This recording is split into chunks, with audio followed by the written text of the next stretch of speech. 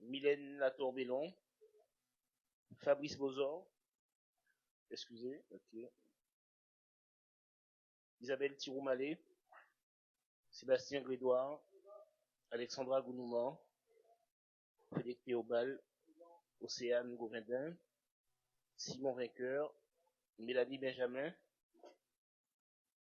Gany Ramboujan, Ingrid Mann, Johan Rex, Christian Bégarin, Armand Hermont,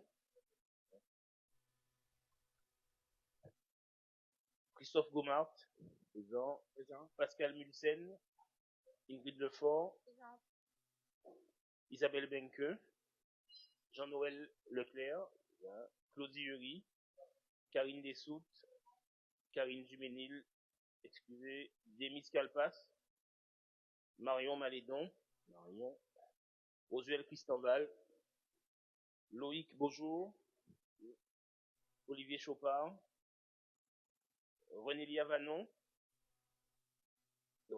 Hélène Polyphante-Molia, Teddy Bernadotte, Lydia Dupont, Anita Morani, Grégory Barbillon, Pierre Venitolo, Joseph Lé, Sylvie Chamougon. Merci beaucoup. Bonsoir collègues et désolé pour ces minutes de retard.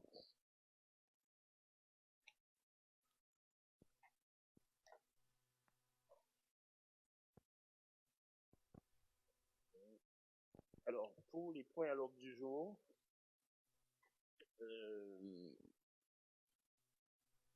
le point 3, en fait, l'autorisation à donner au maire pour la signature du marché, le point est ajourné. Je vais vous demander de pouvoir ajourner le point si vous êtes d'accord, pour une meilleure complétude des éléments. Ainsi, PV en point 1 doit à la formation. Point 2, point 4, autorisation à donner au maire pour la signature du marché de fourniture.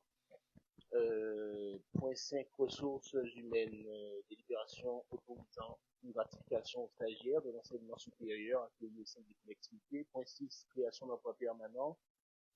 Point 7, bilan des cessions et des acquisitions de biens 2024-2025. Point 8, attribution des subventions dans le cadre de la fête patronale. Point 9, attribution de subventions au TIAN 2026. Point 10, information sur le règlement budgétaire et financier applicable à BMAO. Point 11, examen et approbation du compte financier unique 2025 de la ville. Point 12, examen et approbation du compte financier unique 2025 du lotissement de la Champica. Et point 13, affectation de résultats de l'exercice 2025 de la ville. Et chers collègues, pour ces points, je vous demande par bienveillance, on va dire, et par gentillesse, de bien vouloir commencer par les points finances, afin qu'on puisse libérer Monsieur Marchand, qui lui interviendra au point 11. Donc du coup, on commencera par les points finances, précisément 10, 11, 12, 13. Après, nous remonterons pour pouvoir continuer les points comme convenu. Et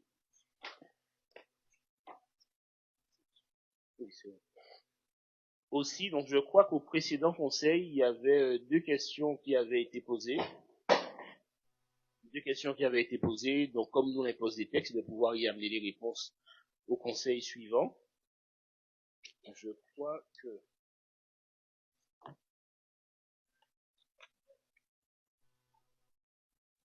Ah non, mais le secrétaire de séance, je crois que Frédéric Théobal a dit qu'il voulait être secrétaire pendant jusqu'à fin 2021. Alors, qui veut bien être secrétaire? Ah ben.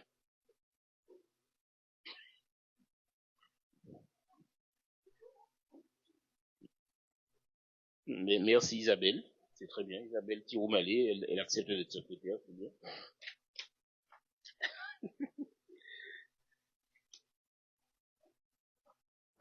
Alors voilà, je crois que c'est la collègue, elle n'est pas là. On salue l'arrivée de Mélanie Benjamin, pardon.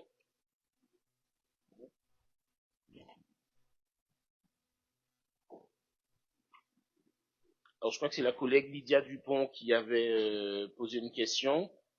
le taux de fréquentation des maisons France Service du territoire. Alors bon, dans ma grande mansuétude et générosité, Madame Gaëlle Sigard va pouvoir répondre à la question de Madame Lydia Dupont.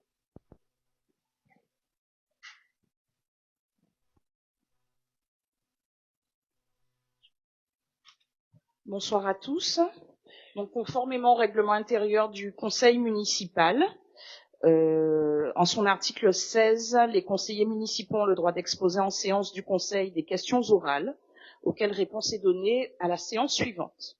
Donc, sur le taux de fréquentation des maisons France Service du territoire, les statistiques les plus significatives concernent celles de l'EPN de Bellecour. Ainsi, sur l'année 2025, l'on décompte 2637 accompagnements répartis de la manière suivante. Plus de 1000 pour un simple accès libre à un ordinateur et quasiment 1500 pour un accompagnement individuel. Sur le seul mois d'avril 2026, ce sont 258 personnes qui ont eu recours à la maison France Service de Bellecour. Plus de la moitié des usagers sont des actifs occupés et la large majorité des sollicitations concernent un besoin d'aide à la réalisation de démarches.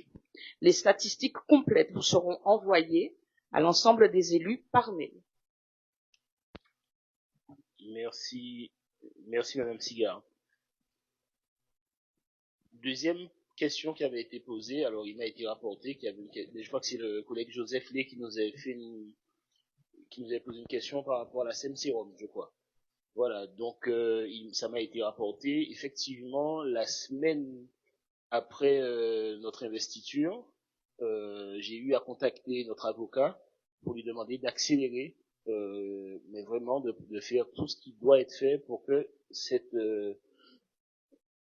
ce point soit réglé, que la SEM-Sérum soit liquidée. C'est vrai que les choses ont beaucoup traîné et contact a été pris, rendez-vous a été pris avec Maître Morton afin que tout ça soit liquidé, soit derrière nous et au plus vite, quoi.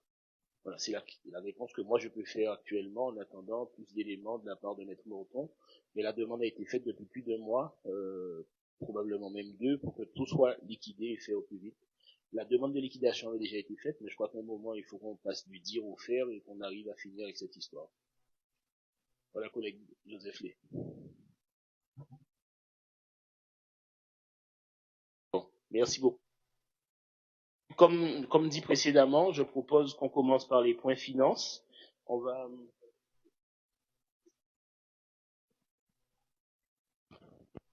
commencer avec le point 10.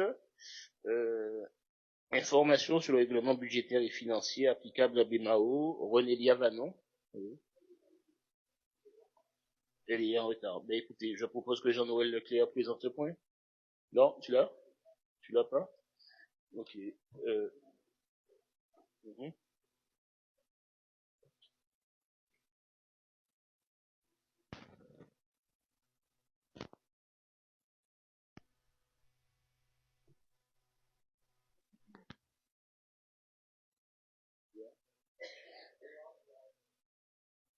La délib, le projet de délib, ouais. Vas-y. Ouais, ton micro. Projet de délibération, point numéro 10, information sur le règlement budgétaire et financier applicable à BMAO.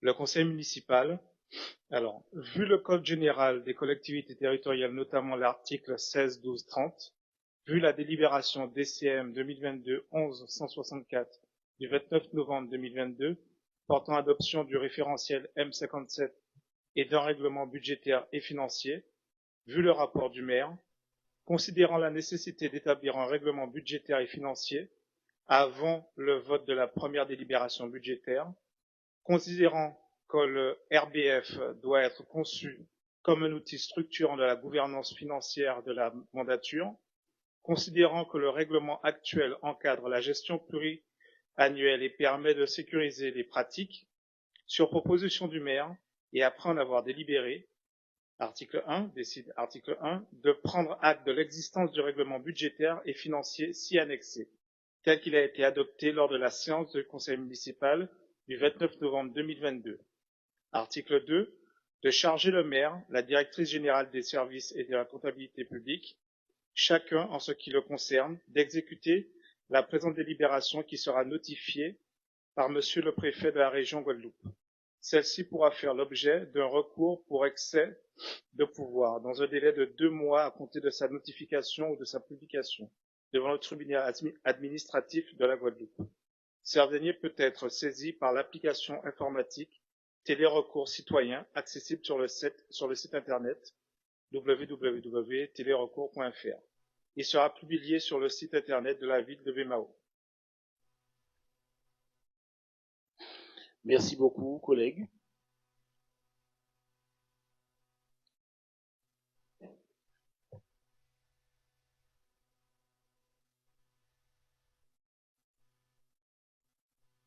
Merci beaucoup, Jean-Noël. Alors, du coup, point 11, il s'agit de l'examen et approbation du compte financier unique 2025 de la ville. Non, attendez. Oui, allez, du coup, je propose la présidence dès maintenant à Monsieur Joëlman.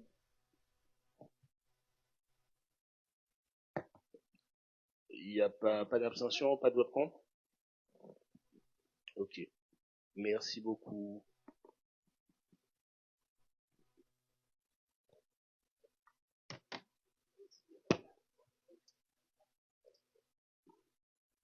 D'accord, mais Madame Vanon qui arrive à un point nommé pour le point 11 et le point 12. Le sens du timing, c'est quelque chose que tu maîtrises, Odélia. Pardon? Oui, mais t'as vu, tu es à l'heure.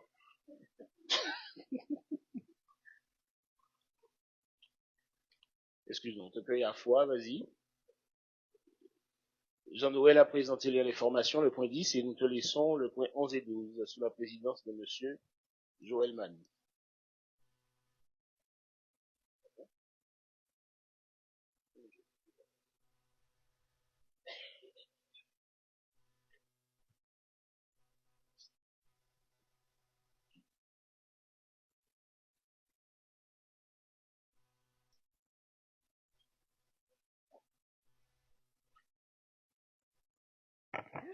Bonsoir à tous.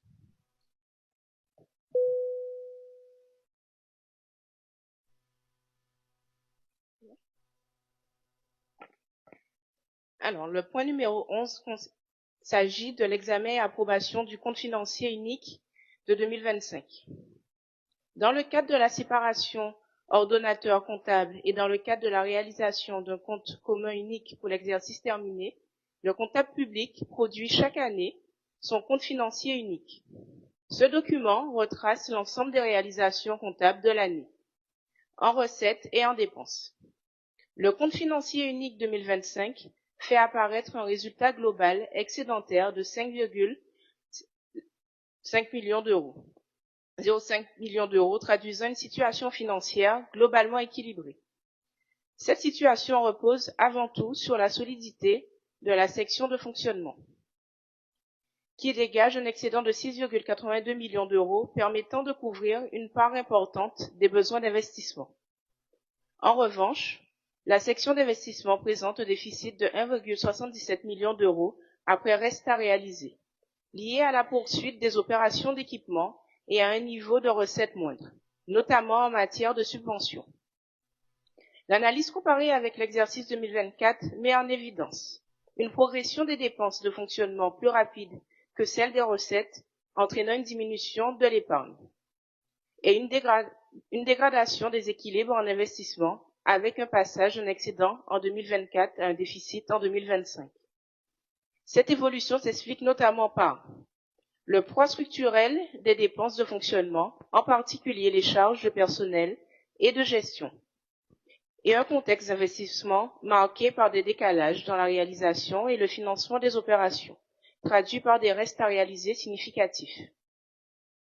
Malgré ces tensions, la collectivité conserve une capacité d'autofinancement satisfaisante, lui permettant de soutenir ses projets tout en limitant le recours à l'emprunt.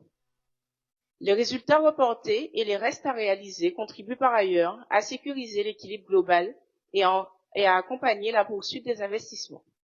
Toutefois, cette situation appelle à la vigilance, notamment au regard de l'évolution des ressources de fonctionnement et des financements externes. Le compte financier unique 2025 traduit ainsi une gestion maîtrisée et responsable, permettant de concilier poursuite des investissements et maintien des équilibres financiers dans un contexte budgétaire contraint. Il vous est proposé d'approuver le compte financier unique 2025 de la ville. Il vous est proposé de bien vouloir en délibérer. Je te remercie. Étant donné que le comptable public est présent, j'aimerais savoir s'il a quelque chose à ajouter après le compte rendu.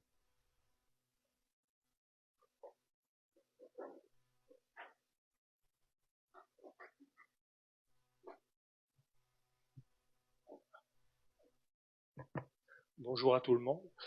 En fait, j'ai pas grand-chose à rajouter du fait de la présentation qui est très claire. Au niveau des chiffres, on est à un compte financier unique, donc ça fait quelque temps qu'on applique ce système. On rapproche les états de la trésorerie.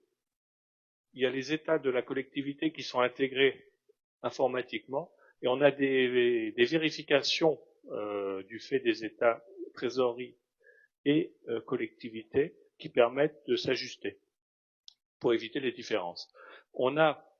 Jusqu'à présent, on avait eu un compte de gestion et un compte administratif, deux documents séparés qui n'étaient pas toujours très lisibles et très clairs. Maintenant, on a un document unique avec un ensemble d'annexes qui viennent compléter l'information des élus et des redevables. Donc, par rapport aux chiffres, je n'ai rien à apporter de plus.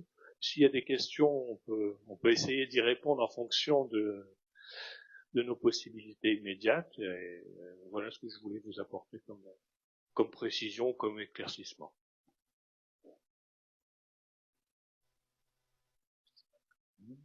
Je vous remercie, comptable. Donc, s'il y a des questions, éventuellement.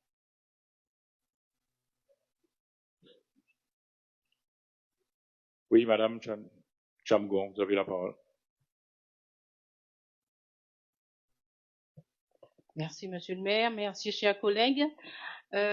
Oui, alors concernant le CFU, alors nous avons bien noté qu'il y avait un fonctionnement plus 4,3 millions d'euros et un investissement moins 3 millions d'euros, avec des dépenses d'équipement qui, au lieu des 19 millions, prévus, ont été réalisés à hauteur de 14 millions, soit un gap de 5 millions.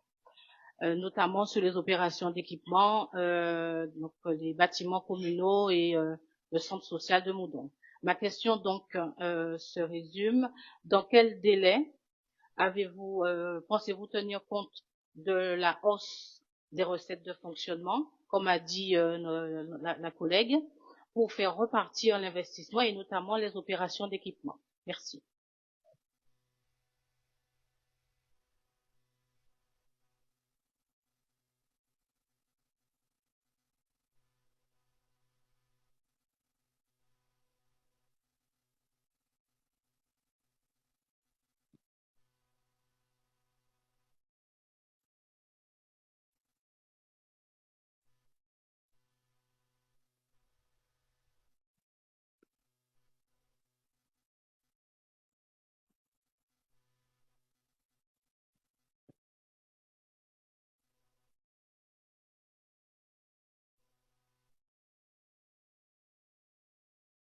Bonsoir à tous. Je vais tâcher de répondre à Madame Chamgon. Donc effectivement, nous sommes dans un contexte où il convient en fait de pouvoir faire mieux avec moins. Nous avons en fait un excédent en fait à la section en fait de fonctionnement. Il s'agira en fait de réaliser en fait une revue de l'ensemble en fait des dépenses, d'essayer de les contenir pour pouvoir en fait dégager en fait un excédent en fait de fonctionnement et le rebasculer en fait vers l'investissement. Mais cela dit, il convient en fait de pouvoir respecter autant que possible en fait l'équilibre de la section en fait d'investissement en prévoyant en fait des recettes, notamment en fait issues en fait de la recherche de financement extérieur pour faire face en fait aux dépenses d'investissement et aux enjeux politiques publiques en fait que nous devons porter.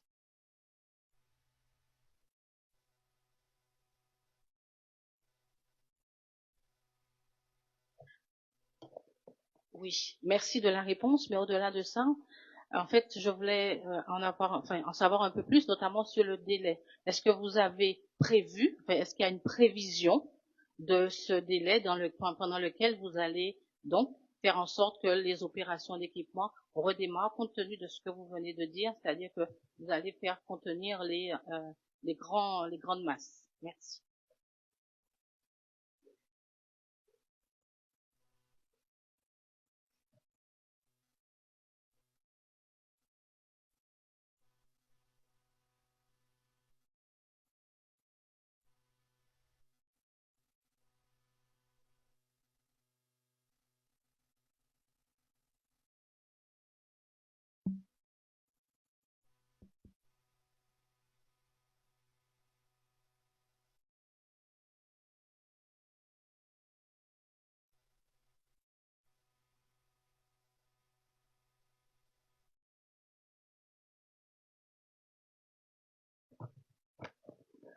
Bien, alors c'est le compte de l'ancienne équipe que nous sommes en train de voter.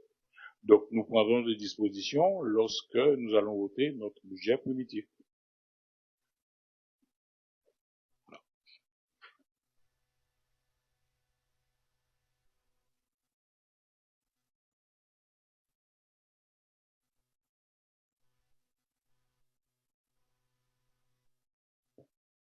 Alors s'il n'y a plus de questions, est-ce qu'il y a des abstentions sur le vote? Sur les M. Bernadotte. Merci. Madame vient de faire référence à la recherche de financement extérieur. C'est quelque chose qu'on entend fréquemment et qu'on ne voit pas apparaître ni dans les comptes ni dans les budgets. Bon, je ne préjuge pas du prochain DPE ou du prochain BS. La recherche de financement extérieur, elle est généralement faite dans l'organisation administrative. Qu'est-ce que vous avez prévu pour anticiper cela, d'autant que je pense qu'il va s'agir de fonds européens ou d'autres fonds. Est-ce qu'il y a une technostructure qui sera mise en place également pour pouvoir aller rechercher ces financements extérieurs?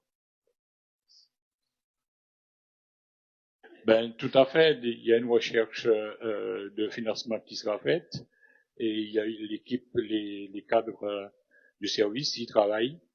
Donc, nous resterons sur cette même lignée, toujours la recherche de financement extérieur.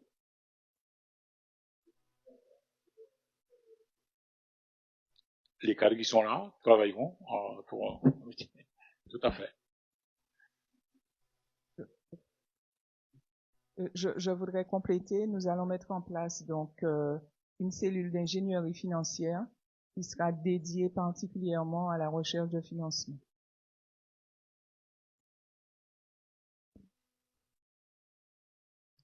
Y a-t-il d'autres questions? Il me semble qu'au sein de la collectivité, il y avait déjà une cellule comme ça qui existait, la recherche de financement. Puisque Madame Geneviève vient de dire que nous allons mettre en place une cellule pour la recherche. Mais y a pas-t-il déjà une cellule qui existe? Oui, mais si il y a une nouvelle équipe qui est en place, la nouvelle équipe mettra en place son équipe de financement. Mais les cadres qui sont là constituent déjà une équipe et l'équipe politique actuellement en place verra à ce que ça fonctionne avec les cadres, puisqu'ils sont là, puisqu'ils font le job déjà. Alors oui, il y a naturellement des satellites de la ville qui travaillent aussi sous des projets, mais tout ça se fait sous couvert de l'équipe actuelle. Donc, nous venons d'arriver aux affaires, donc nous sommes en phase de consultation, mais l'esprit est là et les cadres veilleront à ce que ce travail-là soit le plus efficace possible pour les financements des différents projets qui seront mis en place.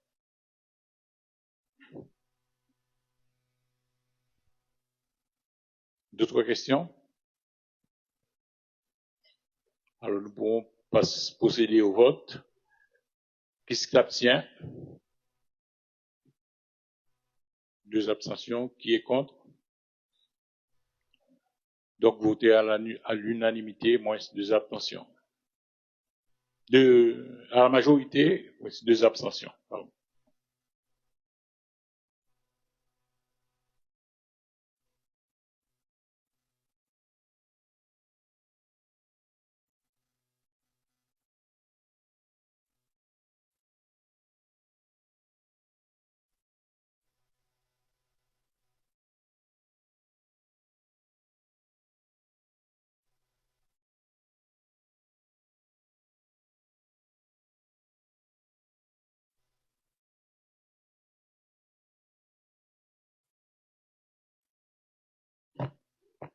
Nous passons au point 12, qui est la création des commissions obligatoires et désignation des membres.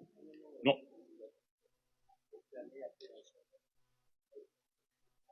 Ah non, mais on est pas sur le bon. Tiens.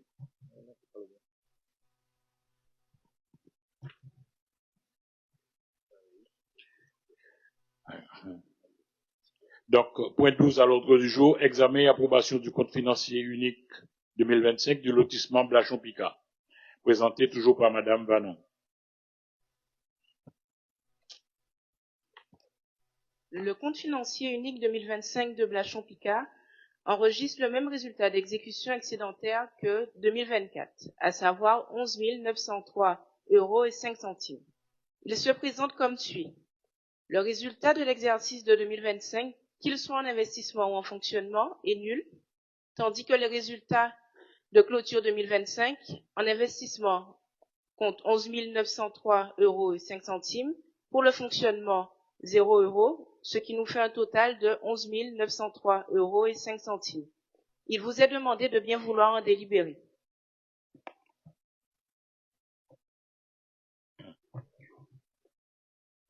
Y a-t-il une intervention du comptable? Je vais être très rapide. En fait, sur 2025, sur le lotissement, il n'y a pas eu d'exécution budgétaire. On a des écritures de régularisation à faire passer les années suivantes, mais en 2025, pas d'exécution. Donc, on a la reprise du résultat de clôture de 2024. Voilà. Une question de Monsieur Lé. Bonjour, chers collègues. Donc, politiquement, qu'est-ce qu'on pense faire de cet établissement? Parce que depuis, je pense, 2024, à chaque fois en termes de fonctionnement, c'est zéro, et on a toujours le même report de 11 903.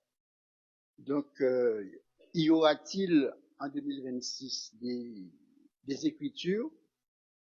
Donc, parce que moi, ça commence à poser un problème, parce que depuis 3 ans, on a zéro en fonctionnement, zéro en investissement, et on a toujours en résultat le report. Alors, qu'est-ce que la nouvelle équipe, comme vient de le présenter le deuxième adjoint, qu'est-ce que la nouvelle équipe pense mettre en place pour l'activité de cet établissement? Je vous remercie. Le lotissement de Picard n'est pas un établissement.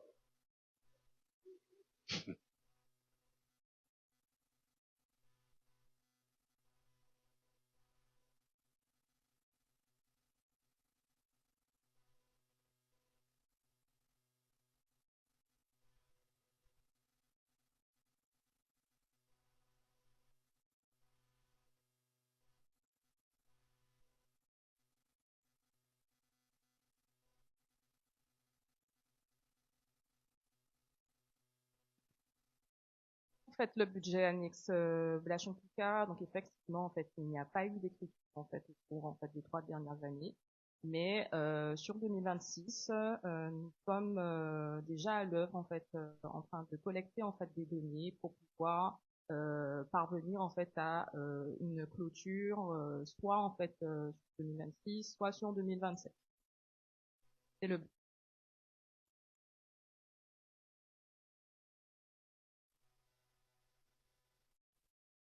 Tu peux ouvrir ton micro quand tu parles.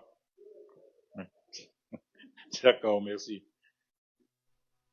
Y a-t-il d'autres interventions sur ce lotissement de Picard? Donc, s'il n'y a pas de questions, nous procédons.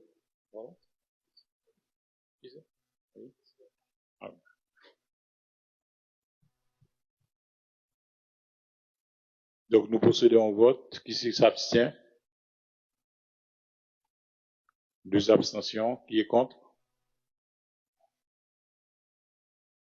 Donc, validé à la majorité, moins 2 abstentions.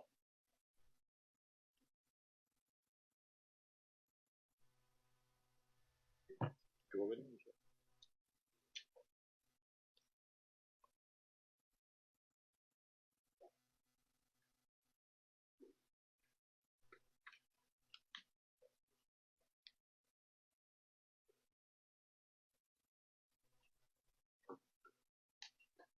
Ok. Merci collègues. Alors, du coup, point 13, je remercie Monsieur Marchand, du coup. Bonne soirée à vous. Du coup, le point 13, la punition est toujours même non? On y va, Renélia. Affectation du résultat de l'exercice 2025 de la ville. L'instruction budgétaire et comptable M57 applicable aux communes et aux établissements publics communaux et intercommunaux prévoit, après l'approbation du compte financier unique par le conseil municipal, un dispositif spécifique d'affectation budgétaire en section d'investissement de la totalité ou d'une partie du résultat de fonctionnement de l'exercice précédent. Au regard des données comptables du compte financier unique 2025, présentant un besoin de financement à la section d'investissement, il vous est proposé d'affecter les résultats de l'exercice 2025 comme suit. Au compte 1068, excédent de fonctionnement capitalisé, plus 1 769 108 € et 41 centimes. Au compte 002, résultat de fonctionnement reporté, plus 5 51 889 € et 25 centimes. Au compte 001, solde d'exécution de la section d'investissement reporté, moins 3 671 875 € et 82 centimes. Il vous est demandé de bien vouloir en délibérer. Merci beaucoup, Renélia. Alors, chers collègues, questions, observations? D'accord. Oui, Joseph? Pardon. Oui, concernant le point 13, bon, je pense qu'on aura l'occasion lors de la commission finance d'intervenir là-dessus, mais je me pose la question, pourquoi le taux la ventilation, les 1 700 qu'on a ventilé au compte 1068, je pense qu'on aurait pu faire mieux, sachant pertinemment qu'on aura à répondre sur le déficit de 3 600 000 de la section d'investissement. Je m'explique.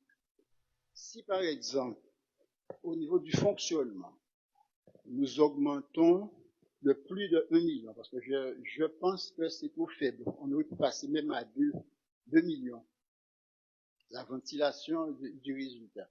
Passer à 2 millions en fonctionnement capitalisé, qui nous permettra d'avoir une marge de manœuvre, sachant pertinemment que les financements au niveau de l'investissement prennent du retard, et je pense aussi que les 3 600 000 en investissement, c'est un peu trop élevé. Je vous remercie.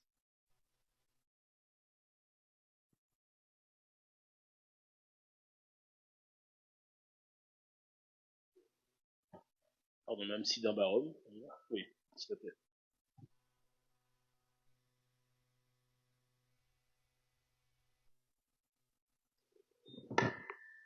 Bonsoir.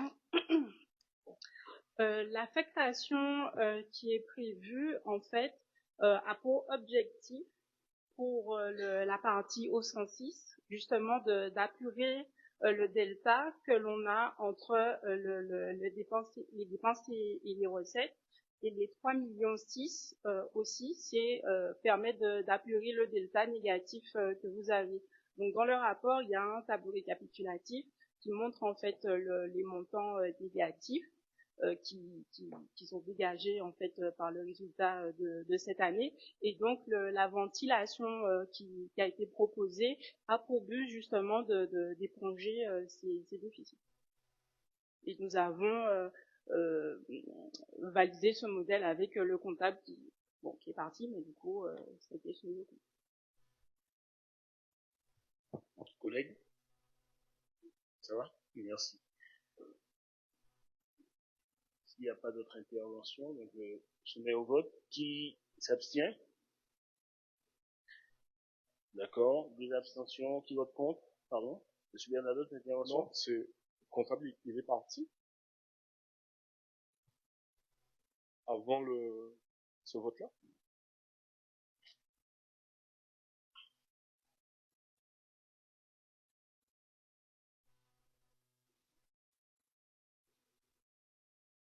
Qui vote contre, vous votez contre, vous abstenez?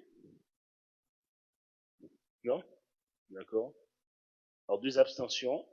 Merci beaucoup. Alors, excusez-moi, on avait fait quelques modifs, je crois que c'était sur le prénom pour ce qui est du PV. Est-ce que vous avez noté, pendant qu'on y revient au point 1, vous avez noté d'autres modifications à faire? C'est sur le PV. C'était marqué Sandra et on avait dû modifier, c'est Alexandra pour parler du moment. Alors, pour le PV, l'adoption du PV, qui s'abstient? Qui vote contre? Merci beaucoup, collègues. On passe donc tout de suite au point 2. Il s'agit du droit à la formation des élus, orientation et ouverture des crédits. Joël Mann.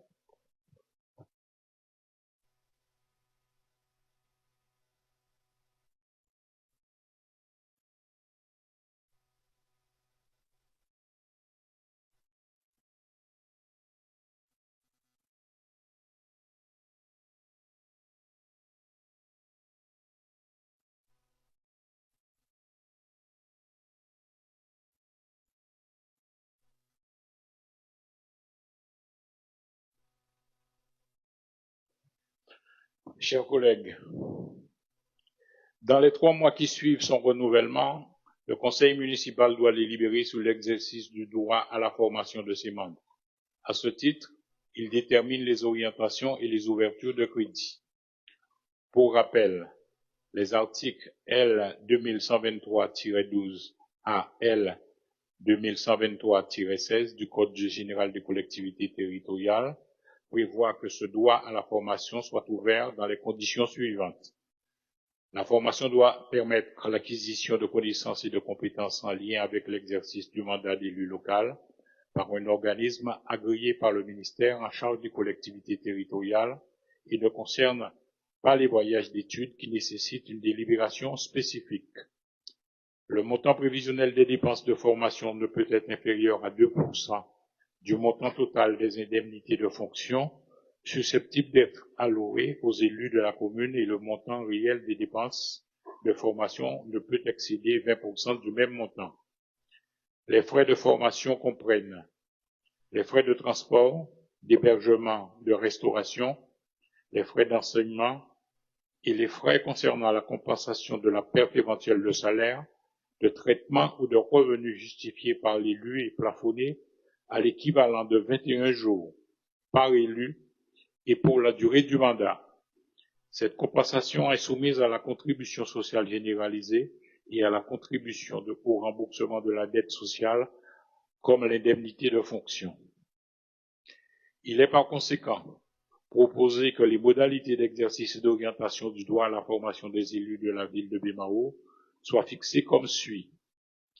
Chaque élu municipal, quelle que soit son appartenance politique, dispose d'un droit individuel à la formation en lien avec ses fonctions. La formation doit être dispensée par un organisme agréé par le ministère en charge des collectivités territoriales. Le départ en formation sera subordonné à l'accord du maire. La formation devra être adaptée aux fonctions exercées et conforme aux orientations de la collectivité, à savoir des formations relatives à la gestion des politiques publiques locales, et à la recherche de l'efficacité personnelle. Une formation obligatoire la première année sera organisée pour les élus ayant reçu une délégation. En cas de demande multiple, une priorité d'accès à la formation sera donnée. Tout d'abord aux élus avec délégation, ensuite aux demandes de formation anticipées, puis aux élus s'étant vu refuser l'année précédente, faute de budget, enfin aux nouveaux élus ou moins formés. L'élu devra adresser une demande écrite au maire, précisant notamment le contenu, l'organisme, les dates, coûts et frais estimés pour la formation.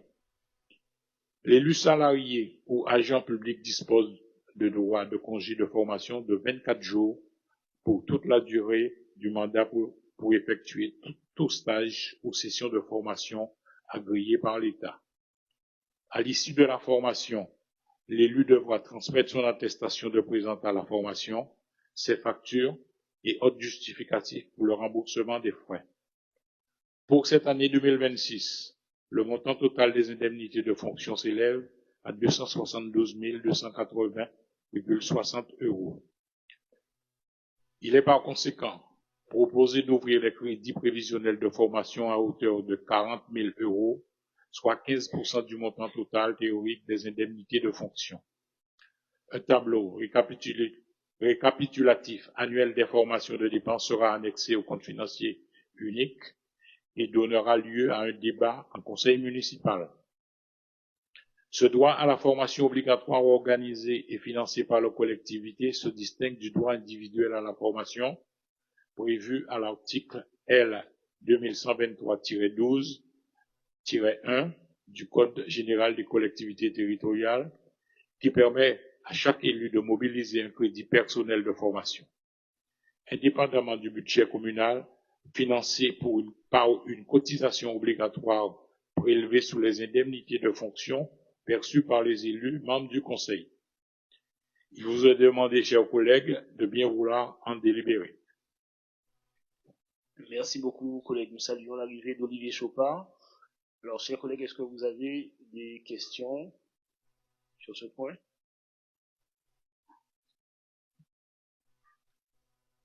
Qui s'abstient? Qui vote contre? Merci beaucoup, collègues, sur ce point ô combien important relatif à la formation des élus. Nous passons au point suivant. Alors, il s'agit de autorisation à donner au maire pour la signature du marché de fourniture et des prestations de services pour la fête patronale et des sections édition 2025. Jean-Noël Leclerc. Alors, chaque année, la ville... 2026, pardon. Ouais, 2026, c'est mieux. Donc, chaque année, la ville va célébrer son saint patron, qui est Jean-Baptiste, au mois de juin, et avec la fête du bourg. Les fêtes des sections sont l'occasion de commémorer certaines dates clés au cours du mois de juillet. Budan, fête nationale, Calvaire, Victor Schellcher, Bragelonne, arrivée des premiers Indiens en Guadeloupe. Un marché à loti à procédure adaptée ouvert a été lancé le jeudi 26 mars 2026 conformément aux articles L 2123-1 et R 2123-1, troisième du Code de la commande publique, afin de choisir le ou les titulaires des lots nécessaires à l'organisation et au déroulement de l'édition 2026 de la fête patronale et des sections. Le comité ad hoc marché public du vendredi 22 mai 2026 s'est prononcé sur les lots 1, 2, 3, 4, 5, 6, 7 et 8 et a procédé au classement des offres de ce marché alloti comme suit. Donc pour ce qui est du lot 1, la désignation a été la prestation de traiteur pour la fête patronale et les seniors. Donc les candidats qui ont été retenus, enfin le candidat qui a été retenu, c'est Fréquence Plus Escale Traiteur, pour un coût de 64 200 €. Pour le lot 2, il s'agissait des fournitures de collation et des repas pour la fête patronale et des sections. C'est aussi Fréquence Plus Escale Traiteur qui a récupéré le marché pour 13 425 €. Le lot 3 qui est les locations de scène, backline et présentation des sonorisations et lumières pour la fête patronale, J2C Antilles pour un montant de 34 700 €. Le lot 4 qui était sur les locations de la scène, backline et prestations de sonorisation et lumière pour les sections de Budan, Calvaire, Bragelonne, J2C Antilles pour 18 000 €. Le lot 5, prestations de sonorisation et lumière pour les Léroz et les fêtes de section, Budan, Calvaire, Bragelonne, J2C Antilles pour 7 500 €. Le lot 6, location de logistique chapiteaux petite et moyenne taille, SG Loc Event pour 17 540 €. Le lot 7, location de logistique chapiteaux grande taille, RP Guada pour 28 800 €. Le lot 8, location de mobilier, table, chaise, Maxo Location pour 4 100 €. Le lot 9, impression de programme dépliant affiche de la fête patronale. Donc le lot 9 et le lot 10 qui est animation bûcher de la Saint-Jean. Ces deux lots seront relancés selon une procédure sans publicité ni mise en concurrence préalable, conformément aux dispositions du Code de la commande publique. Le lot 11, plateau artistique, donc le podium, bourg, fête des seniors, bal public, a déjà été attribué en délibération du 12 mai dernier à la société B-Event. Afin de poursuivre et de passer à la phase exécutoire de cette procédure, le conseil municipal doit attribuer le marché précité et autoriser monsieur le maire, en sa qualité de pouvoir adjudicateur, à le signer et l'exécuter sous réserve que l'entreprise attributaire fournisse ses attestations fiscales et sociales.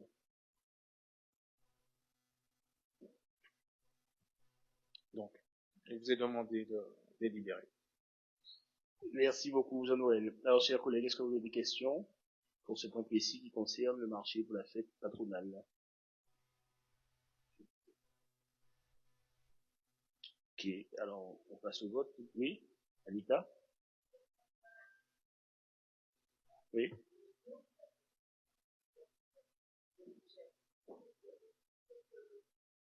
J'ai envie de savoir s'il y a un motif ou s'il y a une grande différence quand même dans les différents prestataires pour le montant. Alors, le lot 6. Ça a été attribué à G. Lopez.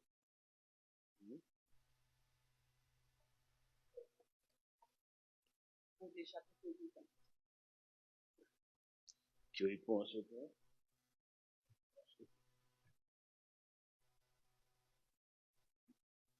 Vas-y. Oui, bonjour. René Caffet, directeur affaires juridiques. Alors, concernant l'attribution des différents lots, nous sommes dans une situation où il s'agit d'un jugement des offres en fonction de multicritères. Ça veut dire que là, nous ne sommes pas sur l'offre la moins chère, nous sommes sur une offre économiquement la plus avantageuse, c'est-à-dire sur la base de plusieurs critères. C'est pour cette raison qu'il se peut que certaines offres aient un montant plus important, mais soient économiquement plus intéressantes.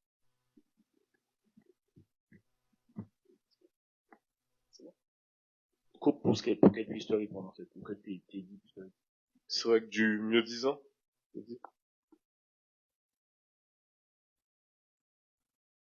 Oui, c'est bien ça. C'est pas une question. Tu as fini? Non, c'est juste pour être heureux de voir que les fêtes de section reviennent, notamment celle de Ludan. Il me semble que c'est une population qui est soucieuse comme les autres, hein, du 14 juillet, donc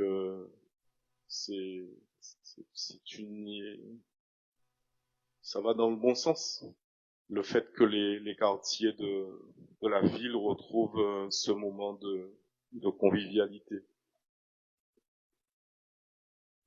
Merci beaucoup. Alors, mais en réalité, comme vous avez vu, le marché a été attribué avant notre accession, mais en tous les cas, il est prévu aussi cette année pour qu'il y ait des animations, Agathon, la Martingale, Paco aussi. Donc, ce sont des opérations d'animation qui se feront sur tout le territoire. Effectivement, tout le mois de juin verra BMAO en fête. On va commencer assez rapidement. Et effectivement, c'est bien de souligner que Budan avait été quelque peu négligé, mais nous cherchons vraiment à mettre tout BMAO en fête avec toutes ces sections et tous ces quartiers qui ont été abandonnés. Et on pense aussi à Agathon et à la Martingale précisément, qui verront une animation avec des projections ou d'autres types, afin que vraiment tout BMAO puisse être en fête et qu'il n'y ait pas de zone privée d'épanouissement et d'animation. Effectivement, trop longtemps à BMAO, mais nous avons trouvé nous-mêmes pas court. Il y a aussi mon BMAO aussi papier, mais en réalité, nous n'avons jamais fait rien pour mon Paco. Agathon, qui est le premier quartier BMAO aussi quand on rentre, mais effectivement, qui est pas mal délaissé aussi. Donc, il est important pour nous aujourd'hui de pouvoir redynamiser, mais surtout offrir les mêmes chances d'animation, d'épanouissement et de plaisir, mais aussi de la considération tout simplement à tous ces quartiers, toutes ces sections de BMAO. Et merci beaucoup pour ces mots.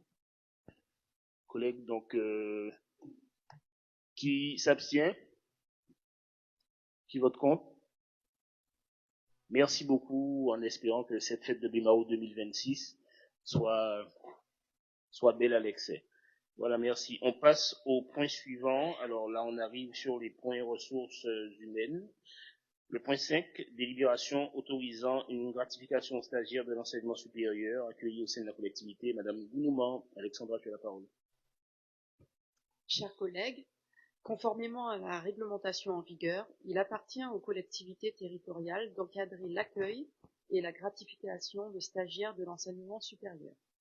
En effet, il appartient à l'organe délibérant de fixer les modalités de gratification des étudiants en stage au sein des services communaux, qui seront définis dans une convention tripartite entre l'établissement d'enseignement, le stagiaire et la collectivité.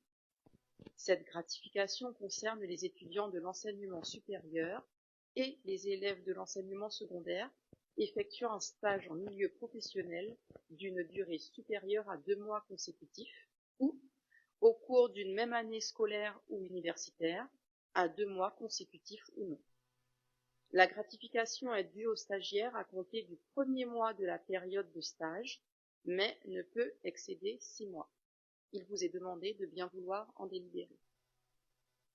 Merci Alexandra. Chers collègues, est-ce qu'il y a... Oui, Sylvie? Oui, alors c'est juste une demande de précision parce qu'en fait, l'accueil de stagiaires est encadré par la loi, donc j'aurais souhaité comprendre l'intérêt de cette délibération, sachant qu'il y a un cadre juridique déjà mis en place dans notre code du travail, donc merci. D'accord, Sylvie. Alors, qui répond? Florence Didier, qui répond ce point? Florence Navarin. Bonsoir tout le monde. En fait, effectivement, il y a un cadre juridique qui cadre, mais nous avons été interpellés par la perception sur le fait de prendre la délibération. La réponse, c'est bon? Merci beaucoup, Sylvie. Alors, collègues, s'il n'y a pas d'autres questions, qui s'abstient? Qui vote contre? Merci beaucoup, collègues. On passe au point suivant, la création d'emplois permanents. Madame Bellon-Lator. Merci, Monsieur le maire, chers collègues, chers administrés, bonsoir. Je vous rappelle la réglementation en vigueur qui précise que les emplois de chaque collectivité sont créés par l'organe délibérant. Aussi, dans le cadre de l'actualisation de l'organigramme structurel de la ville dans sa version du 29 juillet 2025 et de sa mise en œuvre, des besoins ont été recensés pour la bonne marche des services, y compris l'application des avancements de grade et dont nécessite la création des postes afférents. Ces derniers ont été identifiés dans le document transmis, soit un adjoint technique principal de 2e classe ou technicien, catégorie C et B, à 35 heures, chargé de coordination territoriale et du protocole institutionnel. Pour motif, nomination en interne sur nouvelle fonction. Un technicien ou rédacteur catégorie B, à 35 heures, assistant du maire. Nomination en interne sur une nouvelle fonction. Un adjoint administratif principal de 2e classe catégorie C, 35 heures, assistant administratif. Nomination en interne sur nouvelle fonction. Un rédacteur principal de 2e classe, catégorie B, 35 heures, coordinateur administratif financier. Nomination en interne sur nouvelle fonction. Un adjoint administratif principal de 1re classe, catégorie C, à 35 heures, assistant administratif, assistant des élus. Nomination en interne sur nouvelle fonction. Un adjoint technique principal de 2e classe, catégorie C, à 35 heures, chef d'équipe. Nomination en interne sur une nouvelle fonction. La rémunération et le déroulement de carrière correspondront au cadre d'emploi concerné. Il appartient donc au conseil municipal, compte tenu des nécessités de service, de créer les postes rendus nécessaires au fonctionnement de la collectivité. Il vous est demandé de bien vouloir en délibérer. Merci beaucoup, Mylène. Chers collègues, des questions pour ces créations d'emplois? Oui, Sylvie, vas-y. Alors, je ne m'interroge pas sur les emplois, enfin, parce que ce sont des nominations en interne. Mais ma question, c'est pourquoi ne figure pas juste après le tableau d'actualisation des effectifs, puisque lorsque cette délibération sera validée par le conseil municipal, l'assemblée délibérante, il faut aussi que ce tableau des effectifs soit mis à jour, et il ne figure pas. Donc, c'était juste une question technique. Florence.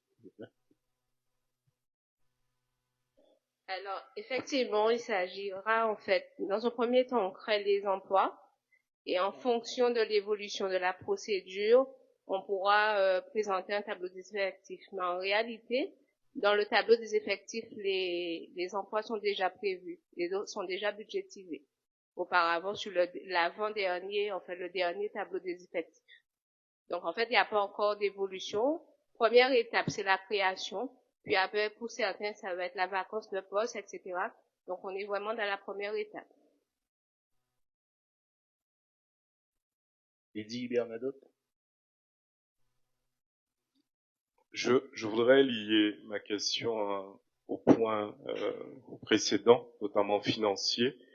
Connaître un peu aujourd'hui les ratios dans le budget communal de la masse de fonctionnement. On a vu que les contraintes apparaissent entre fonctionnement et investissement et que les écarts sont quand même relativement importants et qu'une masse de fonctionnement trop importante peut obérer les investissements à venir. Que représente dans le budget communal aujourd'hui dans la section de fonctionnement, les charges du personnel? Est-ce qu'on dépasse les 70, les 75?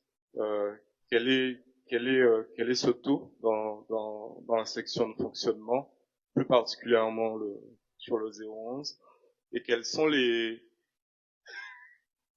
est la trajectoire que vous envisagez afin que, effectivement, il faut ces reclassements, il y a des concours, il y a U7, il y a à régulariser par rapport à la situation, mais pour que ce budget de fonctionnement n'empêche pas à la collectivité d'investir dans les années à venir.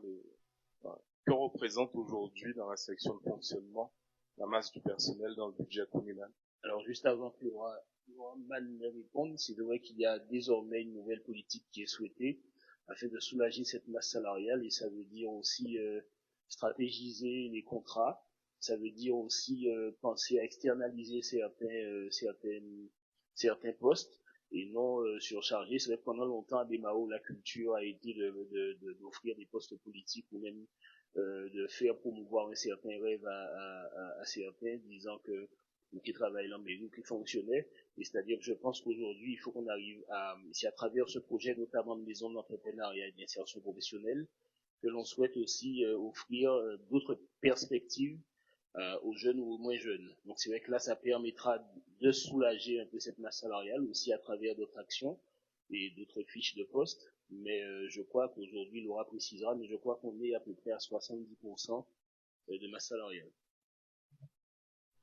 C'est effectivement cela. Donc les charges de personnel représentent 70% de la section en fait de fonctionnement.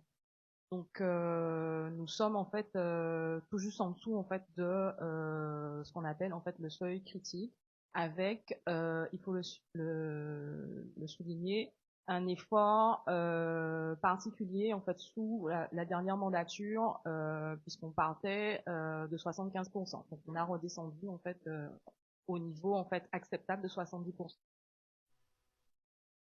Merci Laura. D'autres questions? Pierre Vimto. Oui, Michel, bonsoir à tous. Donc l'idée c'est de continuer cet effort, aller dans le même sens, ne pas remplacer des départs à la retraite. C'est quoi concrètement la stratégie en fait?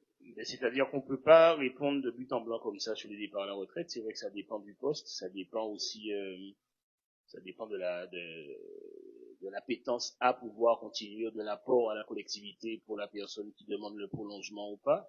Et aussi, je parle de vraiment stratégie politique. clairement redéfinir les rapports et redéfinir la vision même que l'on doit avoir de l'embauche, tout simplement. Mais j'ai même envie de dire, c'est pas la continuité de vouloir diminuer la masse salariale, c'est de stratégiser vraiment autrement. Voilà. Non, mais tu es d'accord avec moi qu'il y a un effort qui a été fait en ce sens. On n'est pas là, Non, mais je veux dire, on n'est pas là pour constater ce qui a été fait. Non, c'est pour ça que je disais, c'est quoi la différence aujourd'hui dans l'attaque, dans l'approche que vous avez par rapport à ce qui a été fait? Ben, c'est poste par poste de voir les forces en présence ou le personnel, de voir ce qui doit être reconduit ou pas, et de voir les embauches qui doivent être faites ou pas. Je crois qu'il y a une vraie stratégie politique à définir. Je pense que dans quelques mois, on verra totalement la différence par rapport au nombre de personnes qui demandent d'être prolongées ou pas, par rapport aux très nombreuses demandes d'embauche qui sont faites aussi, et par rapport à l'optimisation des services et des personnes en présence aussi. Mais au-delà de la continuité, il s'agit vraiment d'une autre stratégie et d'offres sur le territoire.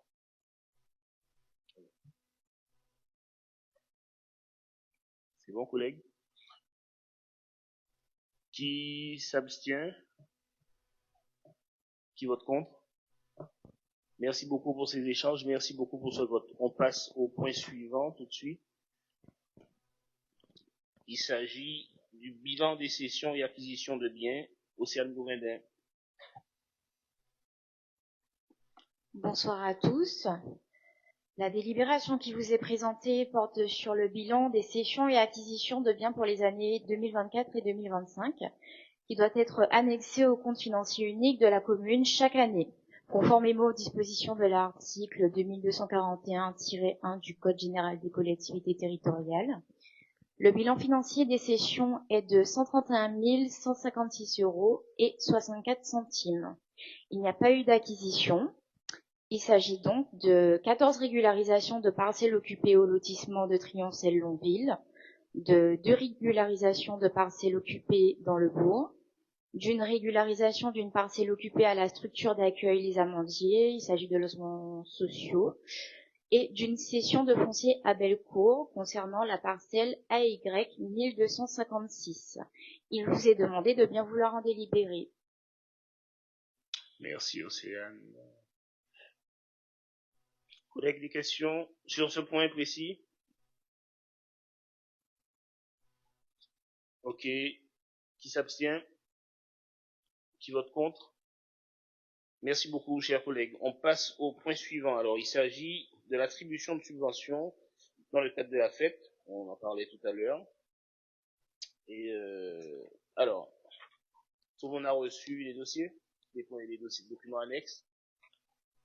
Alors, parmi les demandes, il y a la demande de l'Excelsior, qui cette année organise la 4e édition du Grand Prix de la Saint-Jean.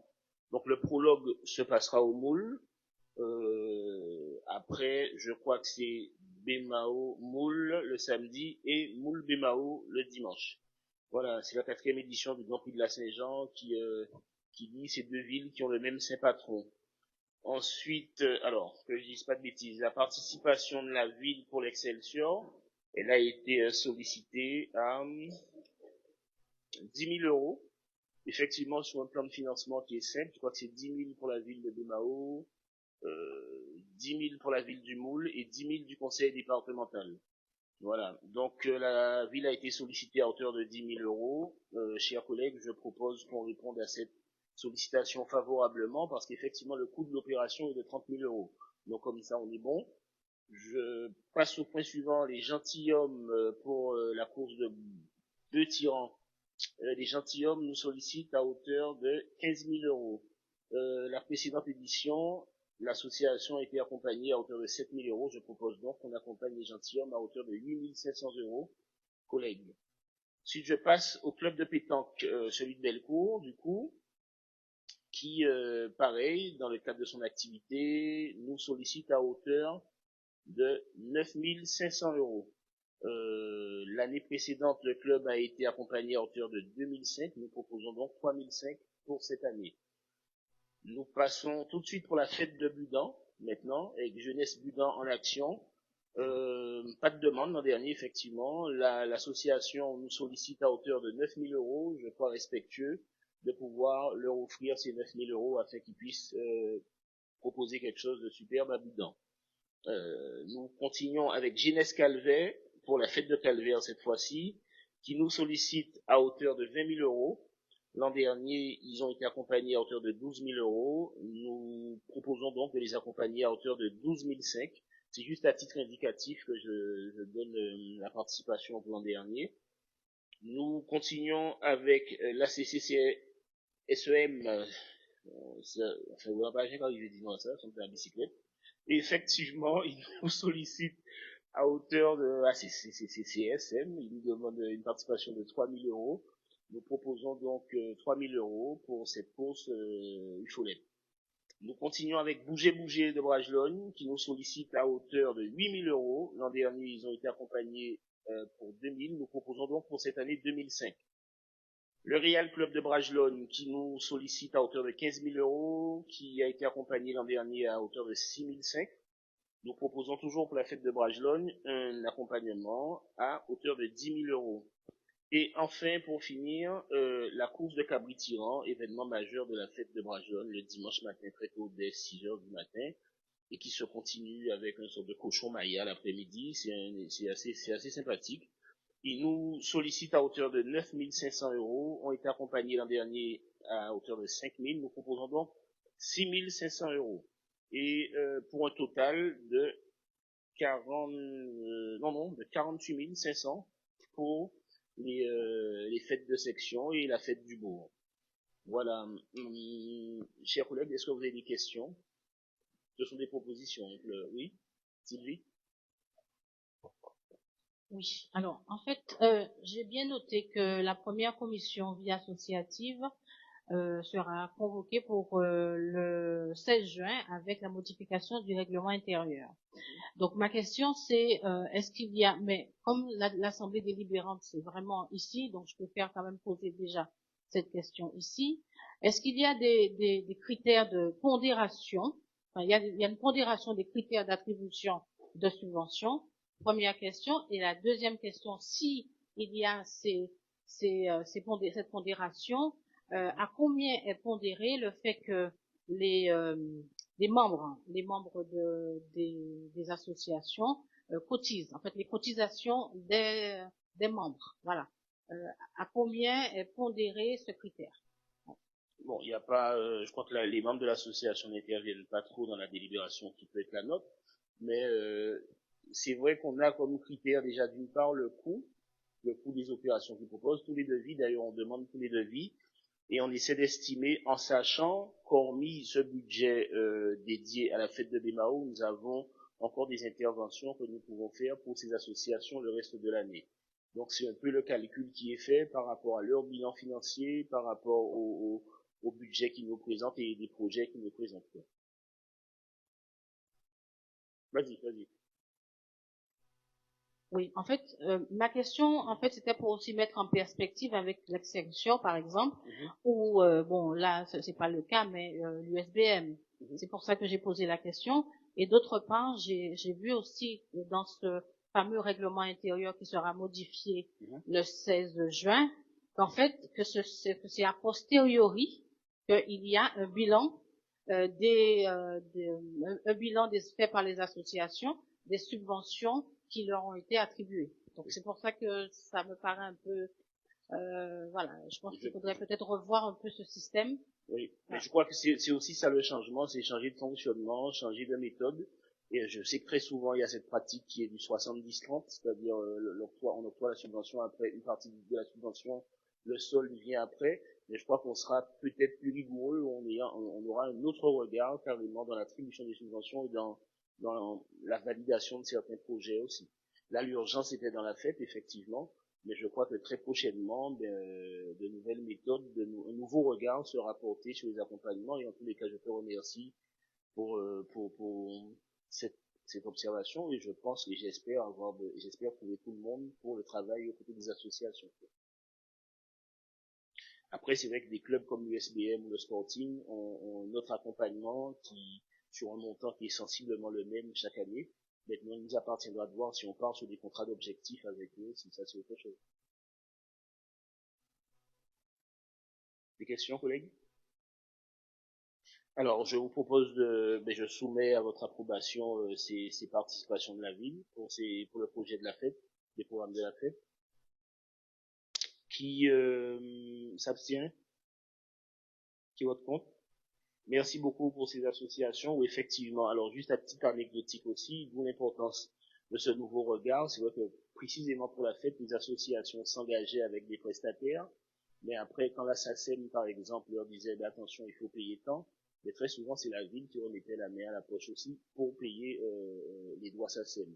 Donc il nous appartient aujourd'hui d'avoir un autre regard différent sur le fonctionnement de ces associations, pas en termes d'ingérence, mais juste pour se protéger aussi, et très clairement, notamment sur les embauches statutaires qui doivent être faites sur les podiums de la fête aussi. Voilà, je passe après, le point suivant, c'est la subvention pour l'association JPMC, qui traditionnellement, je crois, l'an prochain, ce sera la 10e, non, plus que ça, je crois, je ne me souviens pas, le Bima Music Day, qui se fait traditionnellement à la place de la Réconciliation. Et cette association, en fait, des musiques dites urbaines trouvent toute leur place sur cette scène, parallèlement à la balade musicale de la rue de la République. L'an dernier, l'association JPMC nous avait sollicité à hauteur de 30 000 euros. Cette année, elle sollicite la ville à hauteur de 25 000 euros. Et j'ai envie de dire que c'est l'un des plus beaux rendez-vous de la fête de la musique sur la Guadeloupe, sur le territoire, et c'est à Desmarais, à la place de Réconciliation. Donc, je propose au conseil municipal qu'on accompagne cette association sur les 25 000 euros demandés, et les autres sous, je crois, seront subventions, département, CAPEX, probablement région aussi. Donc voilà, si vous agréez, chers collègues, je propose qu'on accompagne JPMC à hauteur de 25 000 euros. Des questions? Qui s'abstient sur ce point? Qui vote contre? Merci beaucoup pour eux.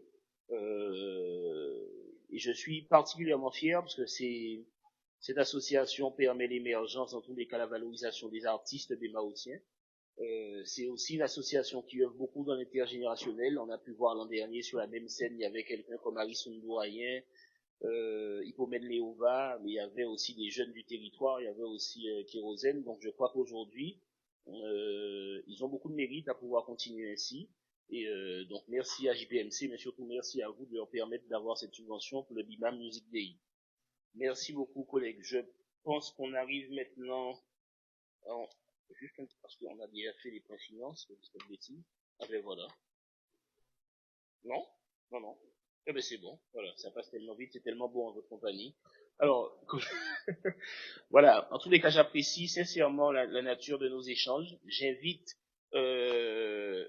c'est-à-dire que le conseil est ouvert, donc j'invite vraiment la population à se rendre à la PESR, à la piste de sécurité routière, tous les vendredis soirs.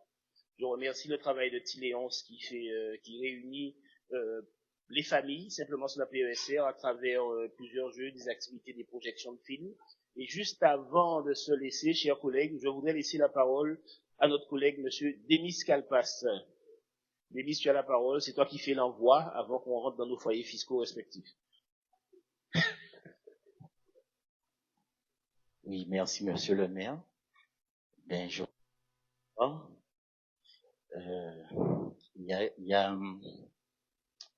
y a quelques jours, quelques semaines, le maire même disait qu'il y a des nouvelles qu'on ne souhaite jamais entendre. Mais à travers ce que moi j'ai vécu, je dirais aussi qu'il y a des événements qu'on ne veut pas vivre, Le 23 mai dernier, j'ai perdu ma maman. Et vraiment, d'un cœur sincère, je voudrais vous remercier tous les élus, tous les agents, tous les administrés qui sont venus me soutenir. Vraiment du fond du cœur, j'ai envie de vous dire merci. Ma mère est partie. Elle nous a enseigné à ses 11 enfants toute sa vie comment vivre. Elle nous a enseigné l'amour, Et aujourd'hui, j'ai envie de vous transmettre cet amour qu'elle nous a donné, que nous puissions travailler ensemble, comme tu viens de dire. Parce que enfin, face à la mort, on est ensemble. Ce soir, j'ai pas envie de parler de majoritaire et opposition. Vous étiez tous ensemble autour de moi et ça m'a vraiment réconforté. C'est pour cela que je veux remercier tout le monde d'un cœur sincère qui était présent avec moi à travers ce moment très douloureux. Merci beaucoup à vous.